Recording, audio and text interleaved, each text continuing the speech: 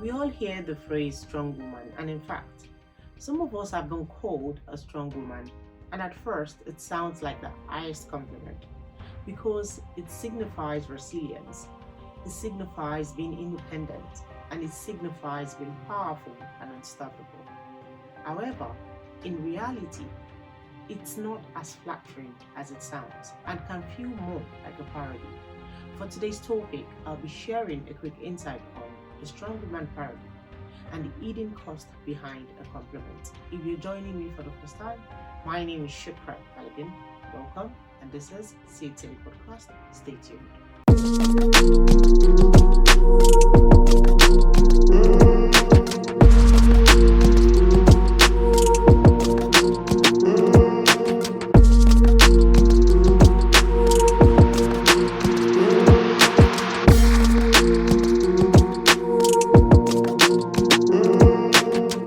In today's society, being labeled a strong woman comes with a heavy price on it. It means carrying a burden, it means withholding everything together without asking for help. It means never showing any sign of vulnerability or weakness. And in fact, you dare not let that mask slip. But the question is this label really empowering, or is it a parody of empowerment that quietly traps women into roles that drains them mentally, emotionally, physically, and psychologically? Let's unpack the parody, and maybe, just maybe, we will be able to redefine what true strength should be for women in today's society. Being labeled a strong woman is often intended as praise. And in fact, if anyone has ever called you a strong woman, you should know it's from a place of admiration. However, it carries a heavy cost, and strength in this context is not inner power.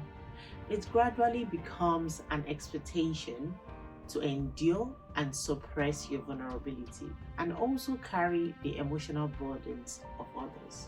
And in today's society, people applaud resilience but rarely acknowledge the emotional toll and isolation that comes with meeting the expectations of a strong woman. In relationships, families, and workplace, being labeled a strong woman can inadvertently mean being over relied upon, leaving little or no room for rest and self care.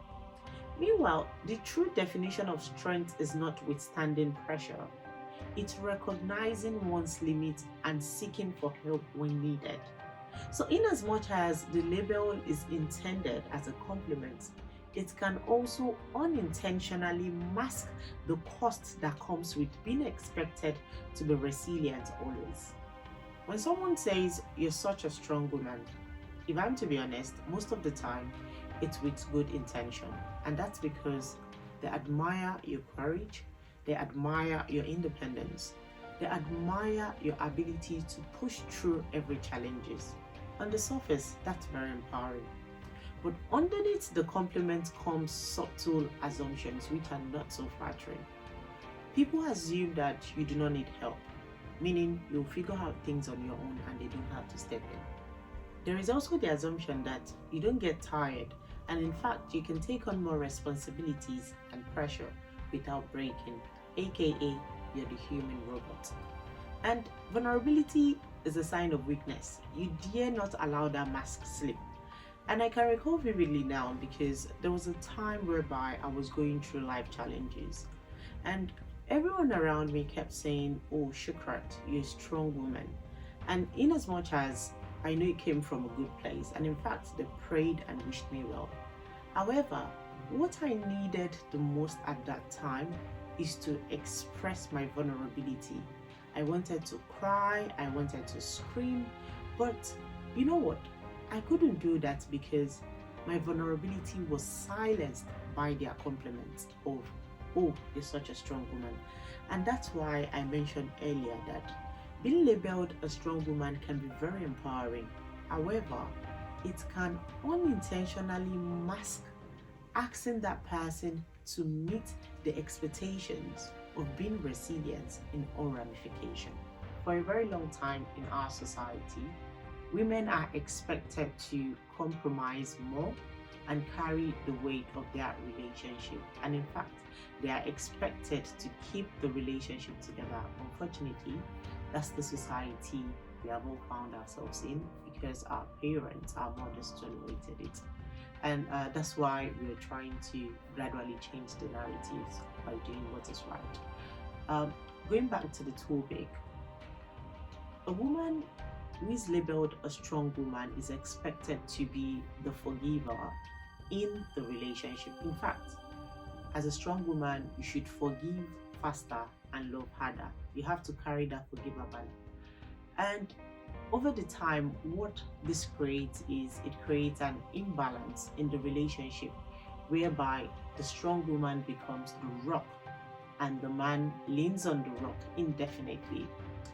And it backfires at some point whereby whenever the woman stops being the strong woman, she's considered as acting out of character, she's considered as too demanding, she's considered as being inconsiderate for the relationship.